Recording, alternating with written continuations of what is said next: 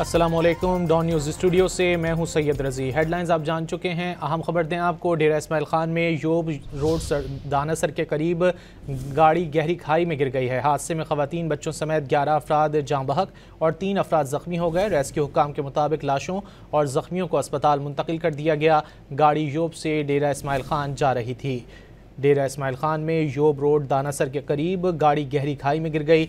हादसे में ख़वातीन बच्चों समेत 11 अफराद जाँ बहक और 3 अफराद ज़ख्मी हो गए हैं। रेस्क्यू हुक्काम के मुताबिक लाशों और ज़ख्मियों को अस्पताल मुंतकिल कर दिया गया। गाड़ी योब से डेरा इस्माइल खान जा रही थी। अस्सलामुअलैकुम। डॉन न्यूज़ स्टूडियो से मैं हूं सैयद रज़ी। हेडलाइंस आप जान चुके हैं। अहम खबर दें आपको, डेरा इस्माइल खान में योब रोड दानासर के करीब गाड़ी गहरी खाई में गिर गई है। हादसे में ख़वातीन बच्चों समेत 11 अफराद जाँ बहक और 3 अफराद ज़ख्मी हो गए। रेस्क्यू हुक्काम के मुताबिक लाशों और ज़ख्मियों को अस्पताल मुंतकिल कर दिया गया। गाड़ी योब से डेरा इस्माइल खान जा रही थी। डेरा इस्माइल खान में योब रोड दानासर के करीब गाड़ी गहरी खाई में गिर गई।